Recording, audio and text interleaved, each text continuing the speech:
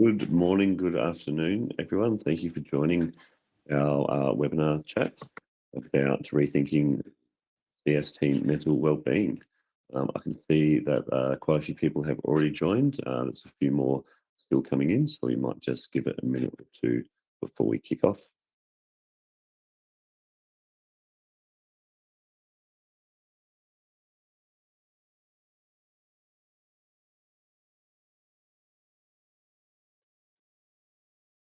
After having said that, I can see that the number has kind of slowed down a bit, so we might just jump straight into it.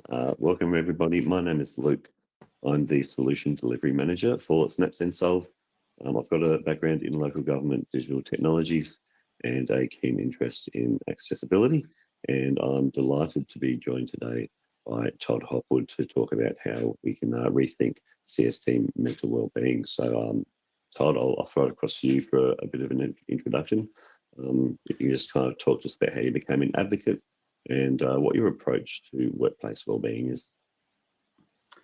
Thanks, Luke. My name's Todd Hopwood. So I work for Wollongong City Council. I head up our customer and business integrity division. Obviously, customer service is a big chunk of our division. My background, work-wise, been in local government for, it's getting scary, this math's now 27 years. So obviously I started when I was 5 or 6, based on looks. But I've worked across most of corporate services areas of council, but pretty much always had governance and customer service type functions reporting into my teams, and worked about 5 or 6 different councils.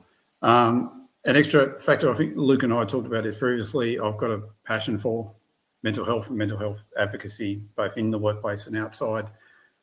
That came about through lifelong caring responsibilities for that in that space for me as a family member. And then obviously, like most of us, had my own challenges in that space. But seeing how workplaces, 5 to 10 years ago weren't doing much in that space, I became quite a bit of an advocate, getting involved in mental health charities, but then really advocating for workplaces to do better on the preventative side of the things, some of the things we can do accidentally or carelessly that don't help our people in a mental health and wellbeing space. So I've become quite passionate about that as a key part of how I manage, not necessarily having responsibility for it in the workplace, but certainly a passion of mine, Luke. Yeah, amazing. Thank you for joining us today. Really keen to kind of get into some of the ways that we can help councils out there, the ways we can intentionally build processes and help support those frontline teams. So I'm aware that recently there's been some change in legislation in Victoria. Can you just give us a little bit of a background about that change as it relates to mental health in the workplace? And kind of what your take on it is.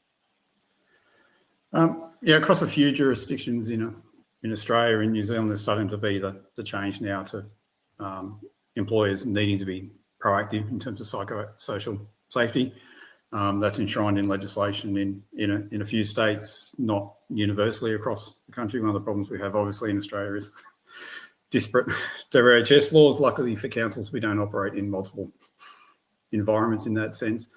But the big change is to enshrine that requirement to protect the psychosocial safety of our staff and incorporate that into how we go about our business. So it's not just a response thing. It's not about EAPs anymore. It's in that proactive space that a lot of organisations are just learning and trying to evolve into, about job design, how the workplace works itself, how we roster hours, all those sort of things are a requirement now. And obviously, everyone's used to the WHS inspectors can come out and inspect all sorts of things, and we're used to that with our depots or our factories or whatever it is and looking at machinery, but they can come and do the same thing and look at our approach to how we're mentally and making a workplace psychosocially safe for our people, which has a significant impact for all roles, but obviously what we're talking about today, customer service, because you have that variable of the customer and how they interact with us that aren't as easily controlled as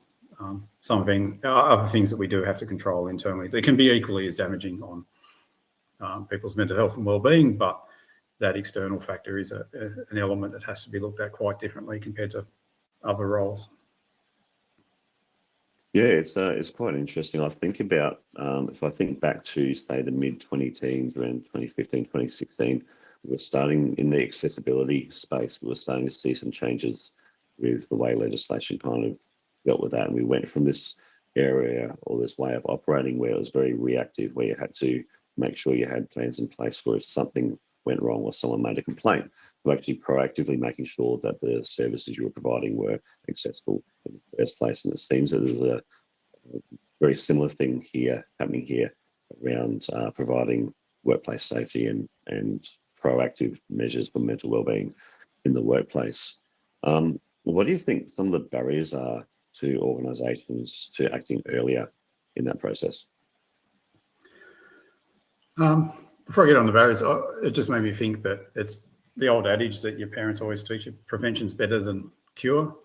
So that's what WHS legislation is about, but we're just behind the 8 ball with mental health as opposed to work health safety. And I think the main single barrier is probably the same reason it took, I don't know when safety legislation first came in, 60 years ago, we're talking about physical safety. And now in the last 5 years, we're really knuckling down on mental health and psychosocial safety is the fact that it's just that societal viewpoint. For so long, it wasn't talked about society-wise, both good mental health, bad mental health. There's always been a stigma or a perception of stigma that if someone has a mental health illness or a diagnosis, then that's something that shouldn't be talked about. That's put in the back corner. We're hopefully a lot better than that now, but there's still lingering impressions that that's a permanent impediment to someone's ability. They may not be able to handle a stressful situation in the future if they couldn't handle it before. So I think the single biggest barrier is that we're not working from a societal viewpoint where this is locked in and part of every day in society. In so many aspects of life, we're trying to get people to come forward and speak about their mental health, be vulnerable and talk about things that is just as equal outside the workplace as in the workplace. So those attitudes that people have in a society sense or their cultural sense, they'll bring those into the workplace. So if someone's cultural belief or personal belief is that sort of stuff shouldn't be spoken about in general, it's a private matter, then it's very hard for those people to then get involved and really embrace it in the workplace in terms of delivering that out for our people. So to me, that's the biggest barrier, and where it can become evident is our people and culture teams, HR teams might set up universal programs, put managers into training, that sort of stuff. But we are reliant on the people down the line to have a passion for it, deliver for it, look out for the warning signs and all that sort of thing. So if it's not a topic someone understands or engages with personally, then that makes it so much harder to get those sort of programs to get traction and make a difference for our people. Yeah, I like the fact that you mentioned being vulnerable. I think as individuals and particularly as leaders, vulnerability is one of the biggest strengths that you can have because it shows the people around you that it's okay, it's normal, it's human. We're all in this together, kind of thing. And I think the more we can foster environments where that's a normal part of the workplace, the more we can start then moving to being able to kind of self-manage some of these things. So like I know, for example, how technology can support that is something we kind of think about quite a bit here at SnapSensold as well. We've recently released a feature where we can run some AI flagging across reports so that people that are receiving these reports can get an indication of whether there might be something like a stressing factor there. So as an example, if I'm having a rough day and a report comes in, it's about graffiti and it gets flagged as possibly sensitive, I can go, okay, well, there might be some confronting language here, and I can make a decision about whether or not I want to interact with that. Or maybe it comes in, maybe it's a deceased animal report and it's flagged, and I can go, actually, you know what? I'm having a rough day. I don't want to interact with this. Maybe I get my colleague or a supervisor to manage that report. Maybe I come back to it a little bit later. What other applications of technology are you seeing teams use to proactively manage the mental health in the workplace? I mean, both of the examples you gave are really, really strong, and that's where there's the future of AI and technologies like that can help us in that job design element, as people that lead customer service teams or those involved in ourselves, is that disconnect between our staff member who's got all these human issues going on from that we all have all day, every day. I like the fact you brought up the fact that if there's a report that comes up that could be about an animal issue. I lost a 17-year-old pet a couple of months ago. So if I was dealing with direct customer requests and there was the option to opt out and it was safe to do so from our bosses to go, can I just avoid the pet ones for a week? Or even better, this is where job design comes in. We don't even have to ask. We know that you lost your pet because we're a good connected family. We can just make sure that they're rerouted, sort of thing. So that technology is going to make it easier for us in terms of that job design, because job design isn't set and forget. This is how we build a safe customer service role, and therefore you'll be fine. Go to it. Mental health goes up and down. Our wellbeing goes up and down. Things happen. Life happens. It's when those two, the issues we're going through in life, confront and run into an issue in the workplace where things can go wrong and we can get damage. To us moving that dial a bit is going to be really strong. So other ways in technology is some phone systems and call center systems have that ability to do like sentiment analysis once it's trained appropriately to hear the tone of a conversation. It might listen for aggressive words in a phone call or just tone in general, which might allow a supervisor or a quality staff member to jump on the phone and listen in the background or intervene in the call. That's particularly important now that a lot of us have people running call center roles from anywhere. They're sitting in their kitchen table or hopefully their WHS compliant desk, but we'll keep to the realities of sitting at the kitchen table like I am today, doing their work. That in the old days or not so long ago, you could know when someone's on a tough call or a tough customer. You can hear it in their responses, and even if you can't hear what the customer's saying, you can just lean across and jump in, or you might put the second plug in if you've got that capability. But we don't have those measures anymore of just listening to a call and hearing it in the background and knowing that we've got to intervene. So the ability for that technology to help us to pre-identify if it's a request coming in, that it could have abusive language, it could have distressing content about personal circumstances. I know in Wollongong we had some significant floods last year that really impacted people's lives, and obviously some of our staff, even in customer service, were impacted directly by those. So the ability to reroute requests or to route calls that are about those sort of things just away from those staff members so they don't have to even pause and redirect on. I think technology is going to be our best friend in that sense if we put the effort in up front to go, all right, what are the things that can harm our people? What are the issues that could raise concerns for them? And how can we use that technology in a good way just to reroute work? But it is all fundamental that if people don't feel safe to disclose what's going on in their life, all of that technology is irrelevant. If we don't know someone's had a passing of a pet or a family member, or they're really struggling at the moment just with issues at home and whatever's going on, if we don't know, we can't do those elements there. So the fundamental part before any technology is building that robust environment, giving people confidence to disclose in safety that something might be going on, and there won't be any fear or retribution or negative outcomes from a work perspective in that sense. And that's the same with getting off the topic of mental health here, but any AI technologies we bring into customer service, if we just bang the AI technology in, we might just get bad outcomes faster or quicker, but that's not a great outcome. Actually looking at what's the problem we're trying to solve and then solving it with a humanistic lens and then using technology to assist in that, not just throwing technology at things. Yeah, I couldn't agree more. One of the things that strikes me about transformation, whether it be digital transformation, whether it be transforming how your organisation manages mental health in the workplace, is that when it's done well, transformations are technology enabled but human led. With that in mind, I'd really like to focus on some of the human factors here. For example, I know that one of the changes that you've led within your organisation is putting your mental health score up on the wall. Could you just talk us through what some of the thinking was behind that, and has it changed the way managers check in with their teams? Yeah, so it's turned out to be a really good thing, but by accident. So I'm not going to claim the world's best planned out management technique here.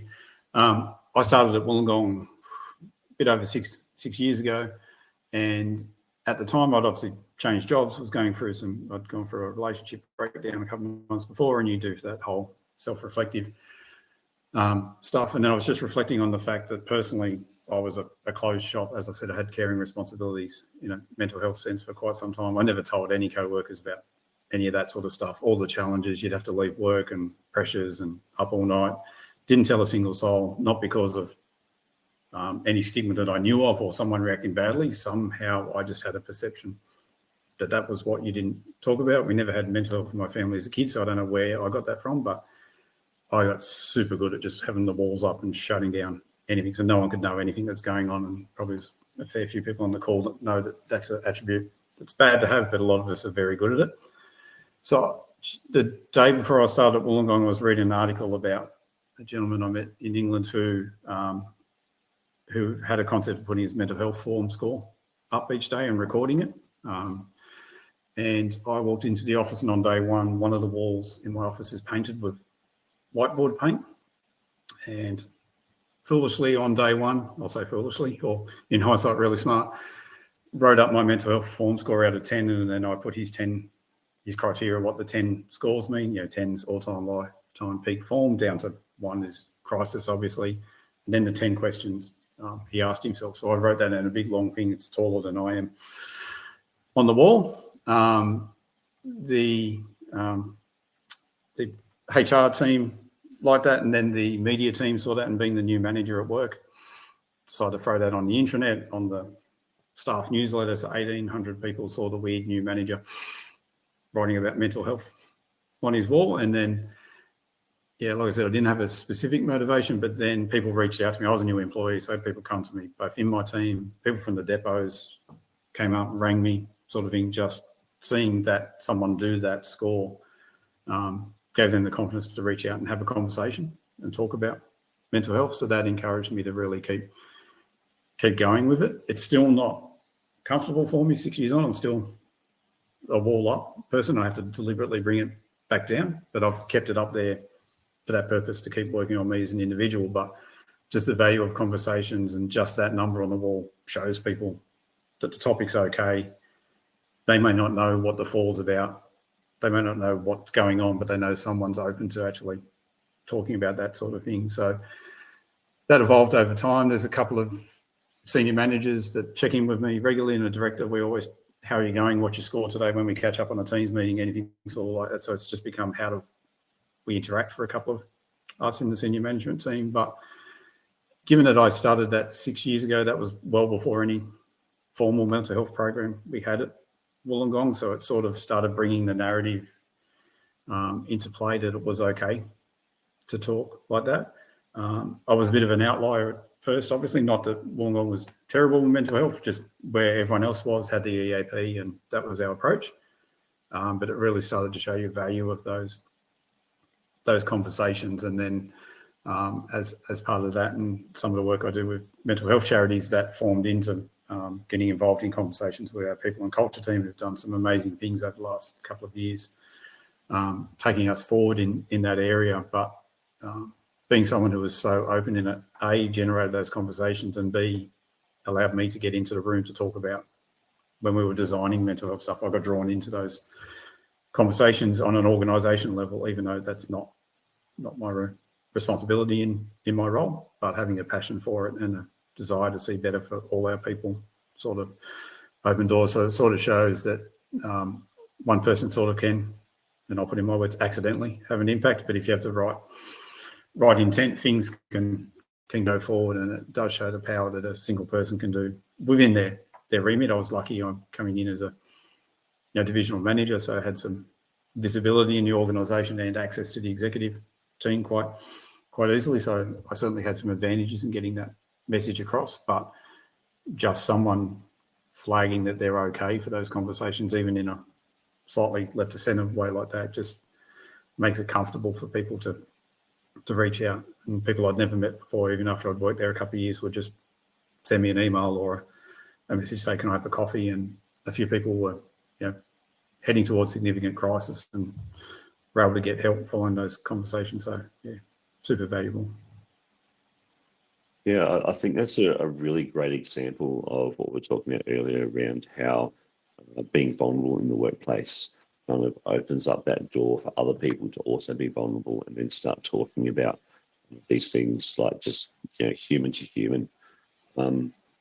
Speaking about conversations, we will have time for Q&A at the end of this session. So people on the call, people watching, people listening, if you do have any questions that kind of come to mind that you'd like to throw Todd's way, please do put them in the chat.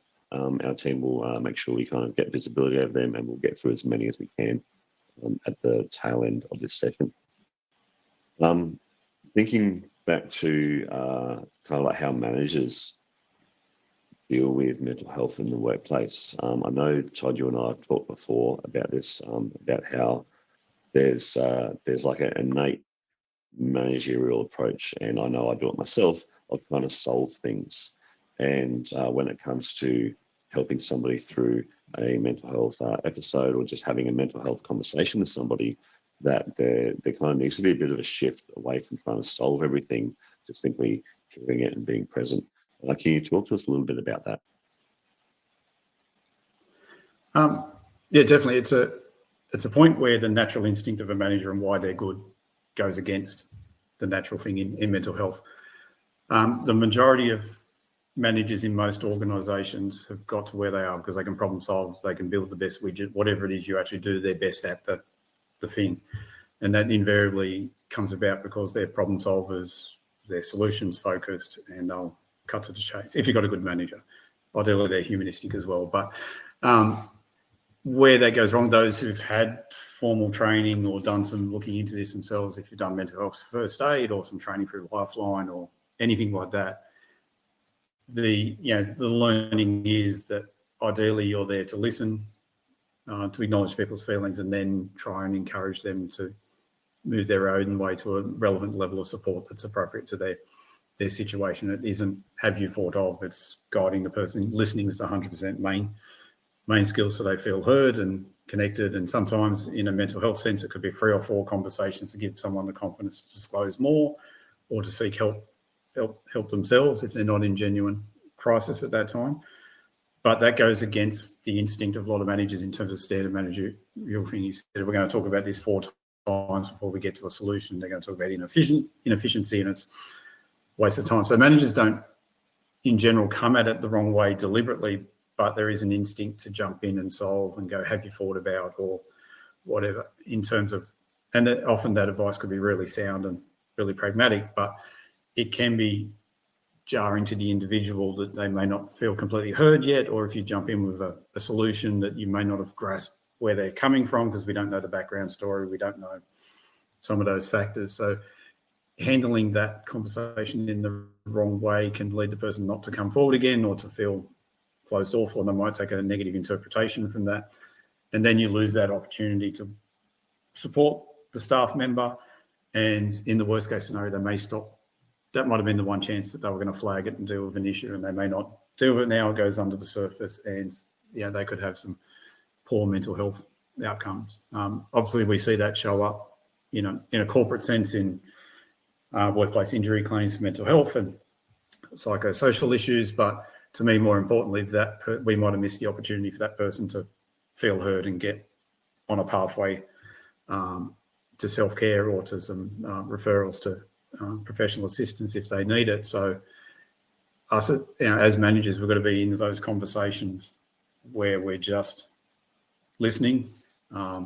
It's something I've really had to work on right through my career, going from the early manager, just bang, you show how good you are by solving everything, to really turn that around. That's taken a lot of training. In a personal sense, I've done lots in that mental health space, obviously, but it's more than just classic mental health conversations. If we have someone come to us with a disclosure about bullying, harassment or sexual harassment or whatever it is, us as managers or as an organisation not handling that first conversation well has got a real, and this is just my gut feel, not backed by data, has so much contribution to later mental health claims and an injury that we didn't get off on the right foot, they didn't feel supported, we try and interject with solutions, and then here's a referral to EAP, because I remember people in culture tell me I've always got to say that in every conversation, and someone can feel that you're not genuine in that sense, even though you are being genuine. You're trying to solve and you're referring to EAP, 100% genuine sense.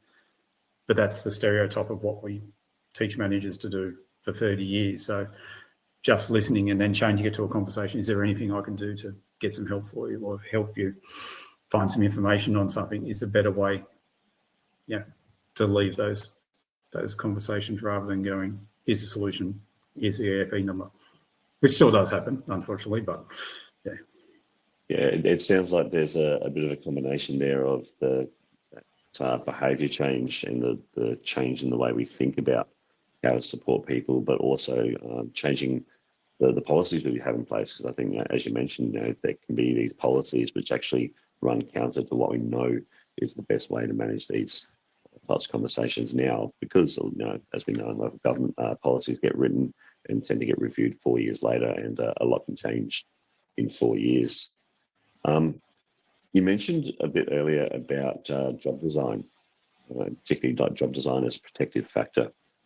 What does a mentally healthy frontline role look like in your view? And what are the small shifts that organisations can do to start getting to that point? I think this is like the blue sky stuff for us in customer service. We certainly haven't, Wollongong solved this 100%. There's just sort of ideation at the moment. These ideas I'll talk about now, but to me, job design is, there's an element of having some, fundamentals up front where we train people appropriately, and we give them training in, I hate this term, mental resilience, but there is a place for it in some sense. But more importantly, training for de-escalating customers, which has been in place for a lot of time, but also training in how to deal with, in that sense, similar to mental health first aid training. There's frontline training for frontline staff into dealing with customers and might be having a mental health challenge at the time when they're dealing with them, to do those same sort of conversations. So there's some of the basics that should be fairly universal in customer service.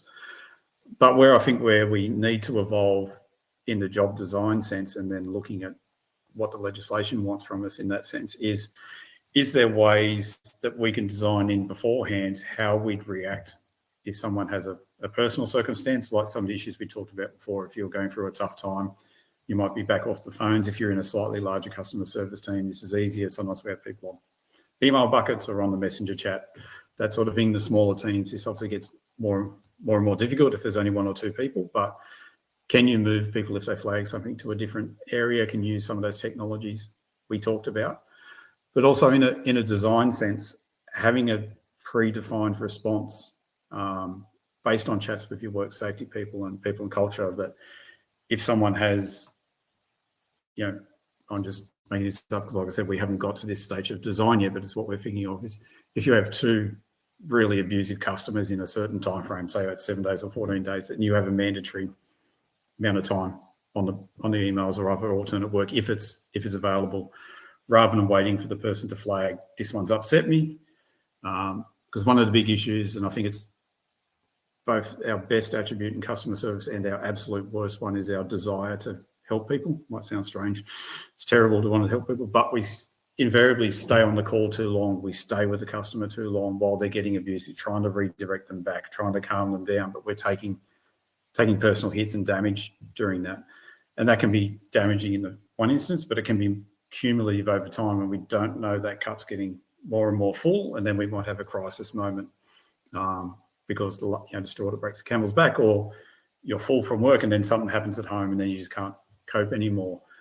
So where I think job design's got to go is us being preemptive in that sense. You can't see how full someone's cup is, but you don't need to wait for that. Can we look at ways that you get diverted for a different type of work, or you go into if you're in a large team, a different queue if you've had a type of interaction, so you don't get that repetitive build-up sense. I think that's where job design comes into it with customer service, acknowledging that small teams of one or two just don't have those luxuries. It is a bit dependent on your circumstances, but if you have the luxury of teams that do different tasks and you can pull people off and move them, having some pre-thought about not waiting for them to acknowledge, actually that one impacted me, too much. And it comes around reporting of what we, obviously in some organisations we call occupational violence, asking people to flag when there's been an abusive phone call. Some customer service people, when you say that, you go, well, I'd be doing 10 a day if I did that. If it's 10 a day, then do the 10 a day, because then you've got the data to look at the preventative strategies and you've got some, approach to that. It's not saying that any one call is damaging to someone or that they're not coping well just by having one call that went wrong. But if we have all that information, we can start to design an approach where we might be able to divert people to stop that invisible cup filling up. And it's super hard, and that's probably why it's never been done before, in the sense of, decades ago, is we don't know where people are at. But the legislation is, and now imperative just to treat humans well, is we need to assume that cup's filling up and start working ways to do it, not wait for people to be in crisis or to have a terrible impactful event before we get to it. And it's super hard to convince people for resources or to whatever it is to do that, because you can't point to a problem and go, look, that's the problem I want to fix. It's, if we don't do this, this is what's going to happen. So in some organisations, we can point to the mounting mental health claims, and across the country, they are going up, and all the predictions are they're going to keep going up and up. So that's an argument right there to do it. But as customer service, we've got some unique pressures and risks, but we've also got some unique outlets of how we can potentially divert people away from those risky roles for whether it's a couple of hours at a time or a day or two at a time. Yeah, and it's probably really pertinent to particularly small councils that are, or small to medium councils that don't have the resources for large scale change. Is there any other advice or any other small shifts that can have really outsized impacts that these types of councils can look to implement? I think when you've got less of that resourcing flexibility, I must admit we're super lucky at Wollongong in that sense. We've got a fair proportion of part-time staff, but in terms of actual human beings in the team, it's 32 or 33 because of all the part-time work. So those levers are there to be flexible and move people around. To me, there's two levers. There's the first up, which is having the cup emptier when you start to working on those resilience techniques, but not in that that approach where it's cynical in the sense of our people just need to get better at coping because we haven't got resources to, say, roster them around, for example, but more in that sense of just general approach to how we approach making people be in a better spot in life, treating them as humans, going through all those issues. If you feel supported and heard, you're going to be at a better starting point. At Wollongong this week, our fantastic customer experience manager has put an initiative in of getting everyone in for the week. We have lots of people working home, working part-time, all over the place, but everyone's in this week for the first time since COVID, just universally for the whole week. And we've wanted to do that for a while, but what we've done is build it around, we've got rates going out and we always get flooded with calls and hammered, and it's been a re-evaluation year, so the calls will be testy, people angry, sort of stuff to do a camaraderie and lift up thing. But we chose to do it before the rates week where they're starting to go out, which could be a tough week. For those in local government would know next week could be a tough one, the week after your rates go out. And the feedback we got from staff this week has made me sort of think that we might potentially do that as a lead into each rates one going forward, because it just lifts that cup. Again, that doesn't negate the impact of any particularly bad call, but working on those preemptive cultural pieces are an important thing. And then most of my time at smaller councils, the only real structural thing I could probably suggest is if you could potentially expand the size of the team by bringing more, a particular admin function of an aligned team, all the things to do with customer service and local government, and in a lot of other sectors, the process is miles long and there's lots of teams in it. Can the process move up a bit, and customer service does a bit more, but some more people come into the team so that some of that admin work is done within the customer service team more than getting handed off, say if there's a couple of admin people in your engineers department or whatever it is, is there a structural way to make the team bigger to allow some of that that movement of people? Obviously, that's a change piece, and then those admin people are going to want to have to kind of need to spend some time on phones and counter and all that. So it's not a perfect solution, but working at creative ways of it's all one customer journey, spinning customer journey mapping on its head and go, if we move the line up here for handoff, can we make the team bigger and therefore give us some more options to play in that space? But obviously that's a bit of a longer term play in that sense. Lots of councils go from bigger to customer service teams to smaller and back out all the time, but it's just a different reason for changing the size of the team and what it does. Yeah, no, I think there's some really useful insights in there, particularly around how we think about the processes that are in place, and particularly also now we're in that hybrid work model as standard, how we intentionally schedule activities to get the most out of the cultural benefits of them.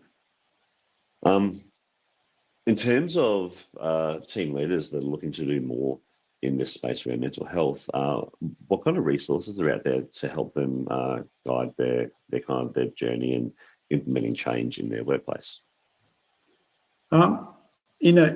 In terms of the wider community, there's a mountain of information out there now, even if you went back 2 or 3 years. So if your organisation doesn't have a central mental health program or mental health first aiders or whatever it is at your workplace, if it's still just a EAP approach and conversations, Black Dog Institute and Beyond Blue are really moving into the space of developing resources for managers. Essentially, they take the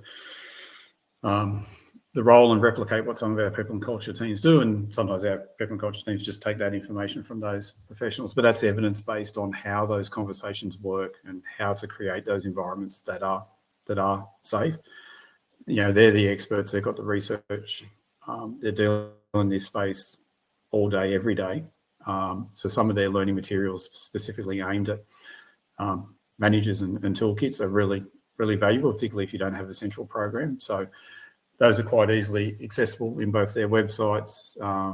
In our state, New South Wales, WorkCover have training and online training available for small businesses and governments. So the smaller the size of the organisation, sometimes you can trigger that free training as well. So really small organisations can often get that free training. I know that Black Dog, for example, they have relationship managers that will chat to councils. We've had them come out and chat to us about what they could do in a sense in education. Some of that's paid, some of that's free because they get government grants and all that sort of thing. So reaching out to Black Dog in particular, I've reached out to them just in a personal sense as a manager to go, what can you offer both from a pay perspective, but those 3 elements.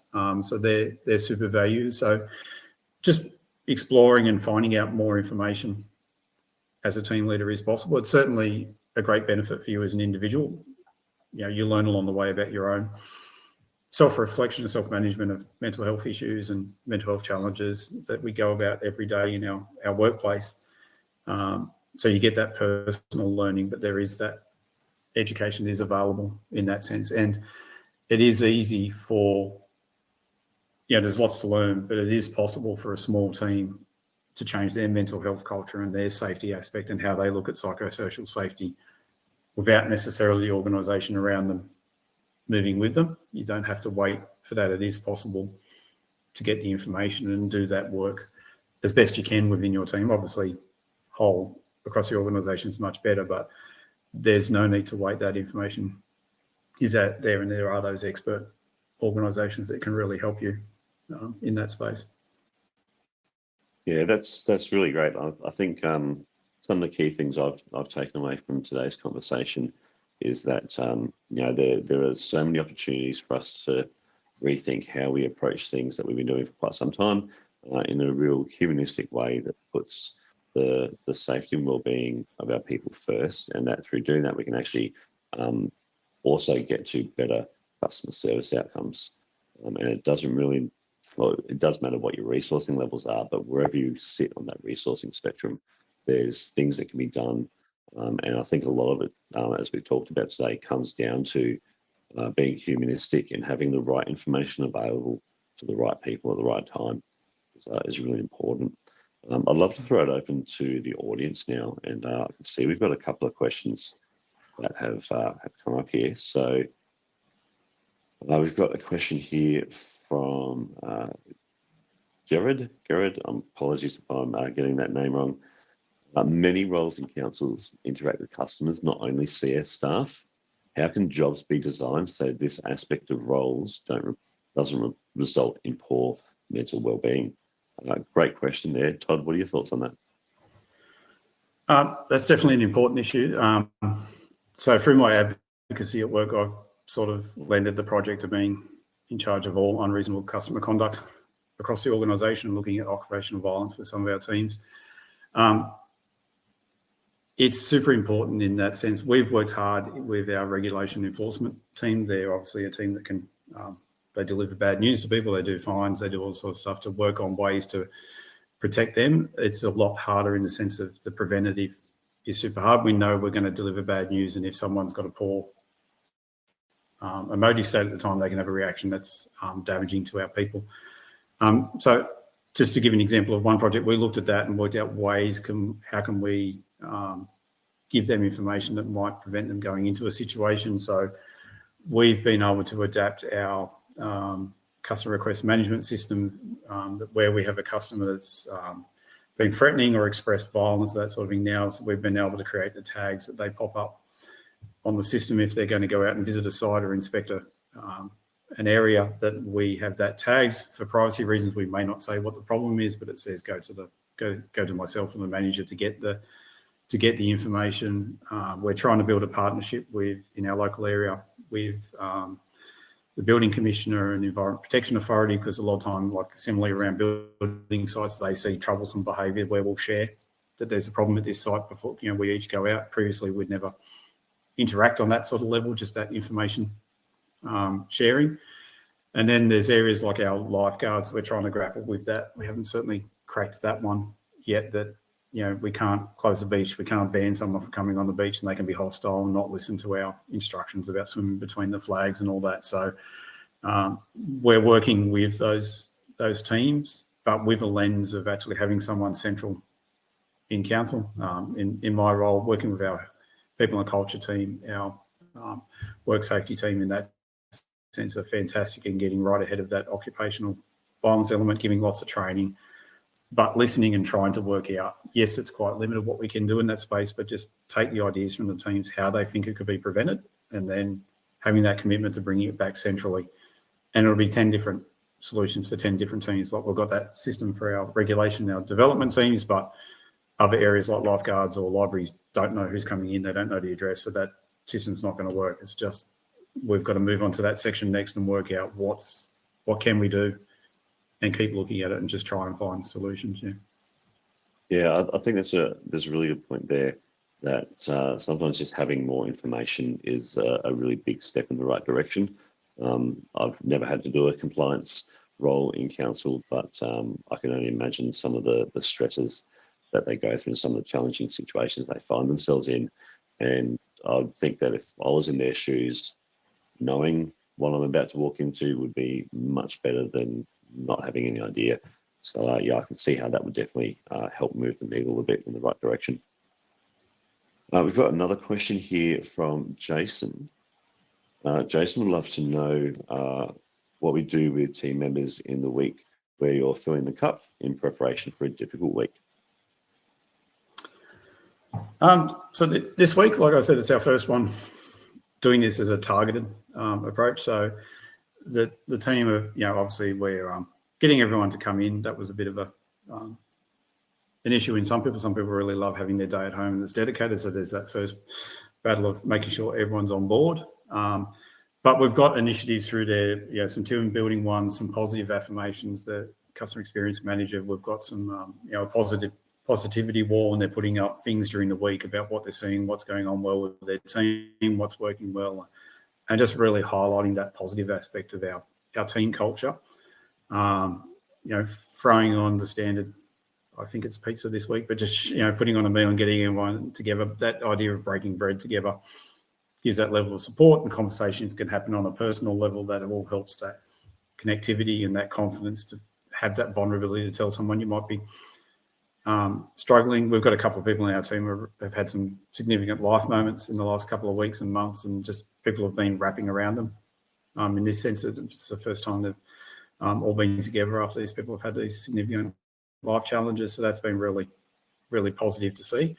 But then also, as part of that, we add in, there'll be group training, there'll be ideation on problem solving and that sort of stuff through the week. And then our idea would be, as the leadership team, to sit down next week, get some feedback from people of what works, what didn't work, and then just keep evolving that in that space. But it is mainly around that conversations, getting people to say what their teammates are doing well. So you might read something you did and get that lift up. That's something we need to do better. I think it's the same in every organisation, of championing what our people do well. Often customer service only gets talked about when someone complains about them. So lifting that message up of really acknowledging them, both peer-to-peer in that sense, with our wall of affirmations that everyone's writing up, but also getting better as a leadership team to promoting their good work up to our directors, up to our general manager, to our councils in that sense. So it's still an evolving space, but it's all aimed on that two pillars of capability and positivity. Yeah, that's some really great work that's being done there. And I can see how that would be, in terms of timing as well, that would be really beneficial, going into those weeks where things are going to get a little bit tough. Before we wrap up, Todd, do you have any final thoughts or comments about the topic that we've been talking about today in terms of building mental health, building better mental health processes in the workplace? I think my takeaway message is probably generic for any mental health situation, any personal interaction situation, is we just need to treat humans like humans. Every single person in front of us, our staff, our customers, they're all human. They're all going through challenges. Their reactions might be reasonable in the circumstances they've got, and we don't know that. But in terms of our staff, if we came at every problem, every policy position, every procedure, saying, as a first step, forget the systems, forget the legislation, forget all that. What are our humans, doing in this space? How could they be damaged? How can they be grown? And how can they flourish? Then design our processes back down from that position would be a lot better. At the moment, we're reverse engineering everything, but having that lens of trying to, in local government in particular, if you've got a new process or a new system coming, if you can throw out that old methodology that's not written anywhere, but here's what the legislation says we're going to do, here's what the budget is, here's the policy, and then we're trying to work out the best way for our humans to work in that space, it's limited in its success. So if we spin it on its head and go, what do our people need to do the best job for our customer, then build a system that they need for that, and then make sure it's all compliant with law, that'd be better for CX outcomes, because we're not tinkering at the end of the process, but we would just generally treat our humans better and they'd come off better. And you do that in your personal life too. Just treat humans as humans. You're going to go a lot better in life and get better outcomes. Yeah, I think that's a really great life approach, right? Treat humans as humans. If we all did that, the world would be much more pleasant place. I think we've got time for one more question before we wrap up. We've got one coming from Karen. What about training for staff on how to? Sorry, I can't click too far. There we go. Thank you, team. What about training for staff on how to interact, help others going through grief, challenges, etc.? What can you say and do? And I might also add on to that. In addition to some of the resources you mentioned before, Todd, are there any that you know of that are specific to this topic? In this space, it can be, there is specific training for frontline staff on, it's called different things, but dealing with customers with compassion. It's not that de-escalation thing. It's about they present with a mental health challenge, or they might be going through a life crisis, or recent loss and grief, which can lead to emotional difficulties for them. There are specific trainings on that. A number of years in the local government space, the New South Wales Mental Health Commission did some work with local government in this space and had a working party of people from local government, front service roles in terms of those challenges and that sort of thing. So there's some materials on the New South Wales Mental Health Commission website about that, which is, not training as such, but reflecting the difficulties and some of the things to look at in terms of that.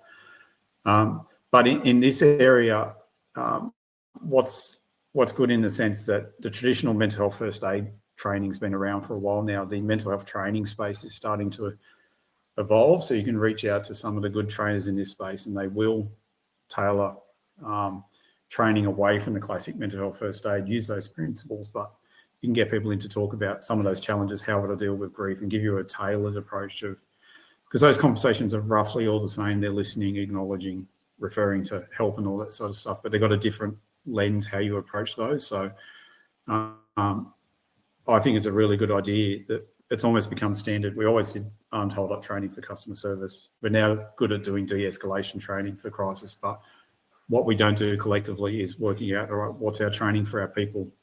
Like I said, dealing with the human that's in front of me. I can easily put their form through, but there's something else going on here.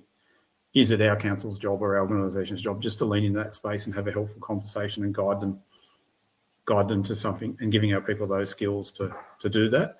I know some people to do that space, so if anyone wants to reach out to me and contact in that space, but you don't have to take cookie cutter mental health first aid training now. There is just saying what you want from teams, and those specialities are out there now to move in that space and design it to what you need.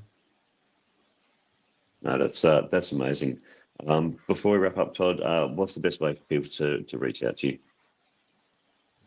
You can jump on LinkedIn for those on there. I'm overly addicted and prolific on the mental health side of things. You won't hear me talk about customer service much, but I'll just bang on about bad workplaces and how we get everything wrong and how we can do it better. So you can reach out to me through there. I'm obviously at Wollongong Council, so I don't know, Luke, if you can share it to everyone. I'm happy for my email address to go out in that sense. But you can look me up and give me a call. At Council, always happy to chat about these sort of things. But the one thing I'd encourage is just chat to people about this. If you've seen someone else do something different at their council or heard an idea you like that we're looking at, just reach out. And you can never copy it and just put it into your organisation, but it'll give you some ideas of what you can do. Excuse me, I'm going to get a cat going through. Just speaking of life happening, humans being humans. Hello, Barney. It would not be a video call without an appearance from a cat. 4 years ago, we'd all be stressed and go, oh, no, you can't be on screen. When we're first in COVID, but anyway. Absolutely. Real humans being real, and cats, yeah. Totally. Todd, thank you so much. I've really appreciated the insights you've brought to this conversation today, and particularly your personal vulnerability, not just today, but in this space in general. I think you're shining the way for how we can approach mental health in the workplace in a much more humanistic manner. So for that, thank you very much. For everyone on the call today, I hope you've taken some gold out of this conversation. Keep your eye on your inboxes. We will follow up with a summary email and some contact details for Todd.